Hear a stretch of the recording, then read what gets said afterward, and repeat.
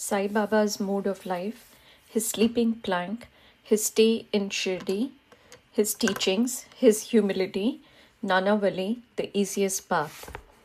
Remember him, Sai Baba, always with love, for he was ever engrossed in doing good to all and always abided in his self.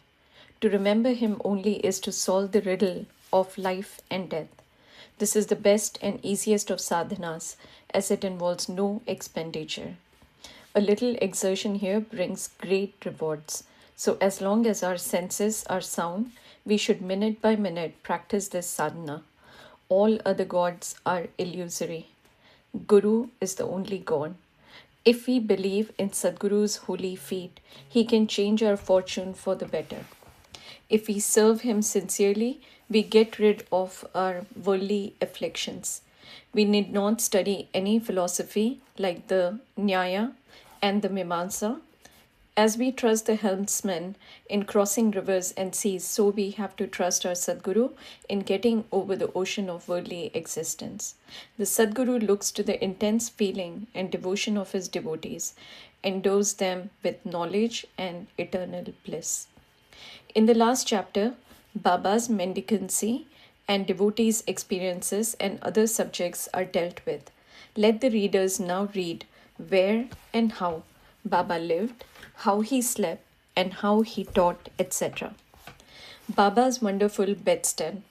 Let us first see where and how Baba slept.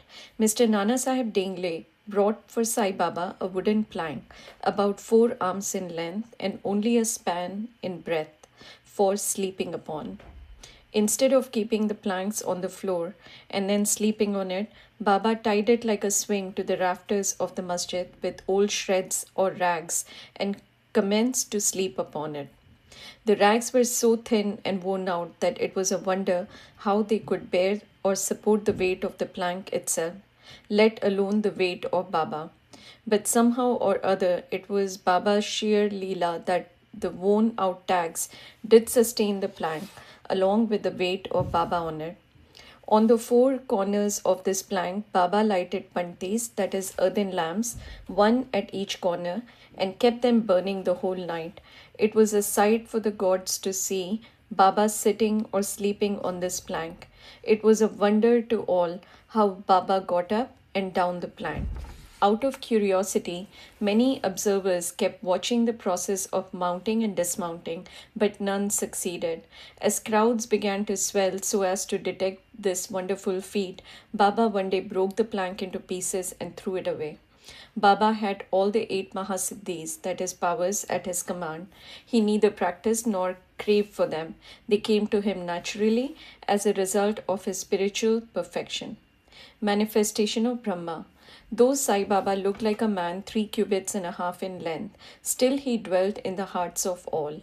Inwardly he was unattached and indifferent, but outwardly he longed for mass welfare. Though inwardly an abode of peace, he looked outwardly restless. Inwardly he had the state of Brahma, outwardly he seemed engrossed in the world. Sometimes he looked on all with affection, and at times he threw stones at them. Sometimes he scolded them, while at times he embraced them and was calm, composed, tolerant, and well balanced. He always abided and was engrossed in the self and was well disposed towards his bhaktas. He always sat on one asan and never travelled. His satka was a small stick, which he always carried in his hand. He was calm and thought free. He never cared for wealth and fame and lived on alms. Such a life he led.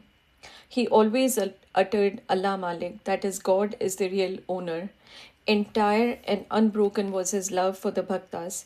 He was the mine or storehouse for self-knowledge and full of divine bliss.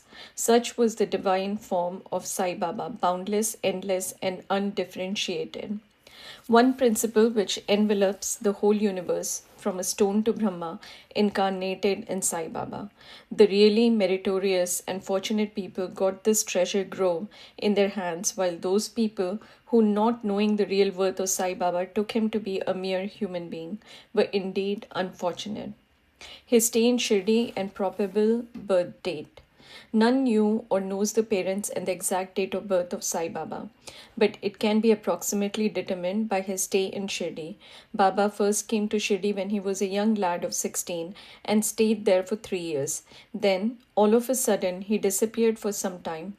After some time, he reappeared in the Nizam state near Aurangabad and again came to Shirdi with the marriage party of Chand Patil when he was about 20 years old.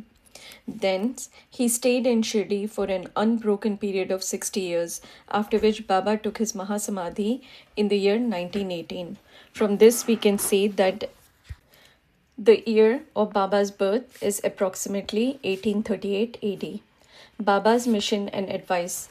Saint Ramdas, that is from 1608 to 1681, flourished in the 17th century and fulfilled to a great extent his mission of protecting cows and Brahmins against the Yamanas, that is Mohammedans. But within 2 centuries after him, the split between the two communities, that is Hindus and Mohammedans, widened up and Sai Baba came to bridge that gulf. His constant advice to all was to this effect. Ram, that is the god of the Hindus, and Rahim, the god of the Mohammedans, were one and the same. There was not the slightest difference between them. Then why should their devotees fall out and quarrel among themselves? You ignorant folk, join hands and bring both the communities together. Act sanely, and thus you will gain your object of national unity. It is not good to dispute and argue, so don't argue, don't emulate others. Always consider your interest and welfare. The Lord will protect you. Yoga, sacrifice, penance, and knowledge are the means to attain God. If you do not succeed in this by any means, in vain is your birth. If anyone does any evil unto you, do not retaliate. If you can do anything, do some good unto others. This, in short, was Sai Baba's advice to all, and this will stand us in good stead both in material and spiritual matters. Sai Baba as Sadguru.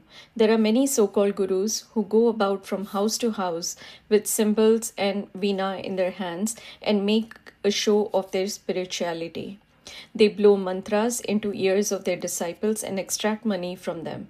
They profess to teach piety and religion to their disciples, but are themselves impious and irreligious. Sai Baba never thought of making the least show of his worth, that is piety. He had no body consciousness, but he had great love for his disciples. There are two kinds of gurus. One, niyat, that is appointed or fixed. Two, aniyat, that is unappointed or general. The latter, by their advice, develop the good qualities in us, purify our hearts, and set us on the path of salvation. But contact with the former dispels our sense of duality, sense of difference, and establishes us in unity by making us realize, though are that. There are various gurus imparting to us various kinds of worldly knowledge, but he who fixes us in our nature, that is self, and carries us beyond the ocean of worldly existence is the Sadguru. Sai Baba was such a Sadguru. His greatness is indescribable. If anybody went to take his darshan, he, without being asked, would give every detail of his past, present, and future. He saw divinity in all beings. Friends and foes were alike to him. Disinterested and balanced, he obliged the evildoers as well as the pious. He was the same in prosperity and adversity. No doubt ever touched him. Though he acted through the body, he was not in the least attached to his body or house. Though he looked embodied, he was really unembodied, that is, free from gross existence. Blessed are the people of Shirdi who worshipped Sai as their god. While eating, drinking, working in their backyards and fields, and doing various household works, they always remembered Sai and sang his glory. They knew no other god except Sai. What to speak of the sweetness of the love of the women of Shirdi? They were quite ignorant, but their pure love inspired them to compose poems or songs in their simple, rustic language. Letters of learning they had none. Still, one can discern real poetry in their simple songs. It is not intelligence but love that inspires real poetry as such. Real poetry is the manifestation of true love, and this can be seen and appreciated by intelligent listeners. Collection of these folk songs is desirable, and by Baba's wish, some fortunate devotee may undertake the task of compiling and publishing these folk songs, either in the Sai Leela magazine or separately in a book. Baba's humility.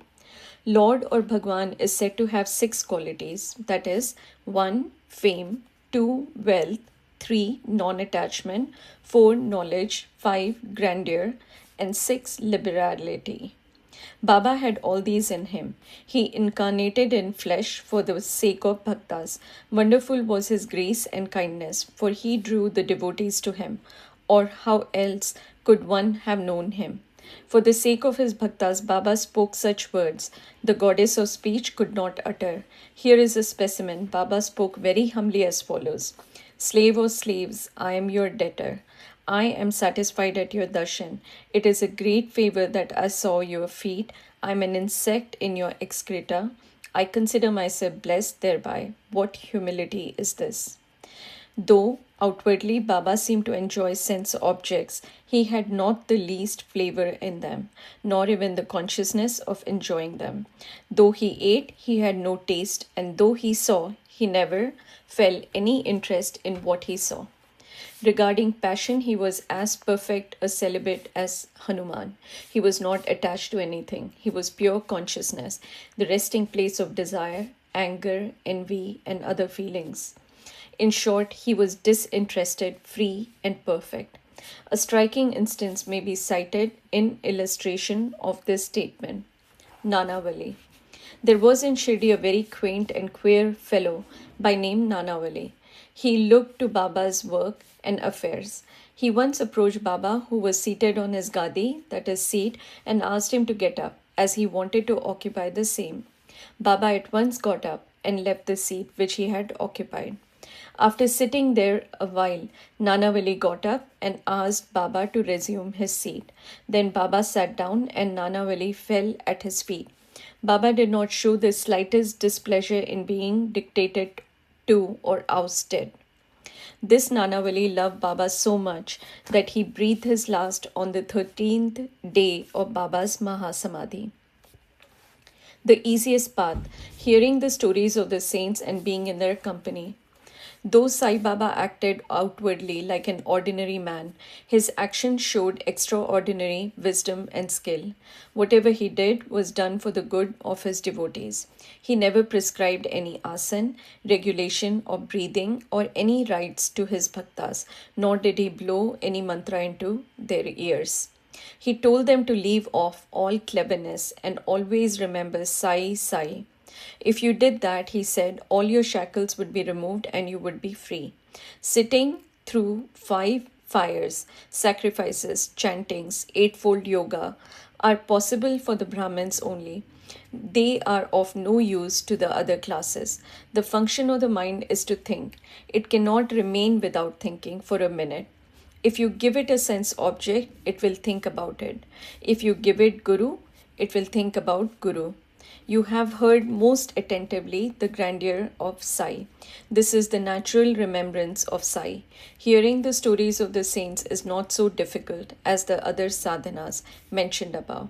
They, that is, stories, remove all fear of this sansar, that is, worldly existence, and take you on the spiritual path. So let's listen to these stories, meditate on them, and assimilate them. You may attend to your worldly duties, but give your mind to Sai and his stories, and then he is sure to bless you.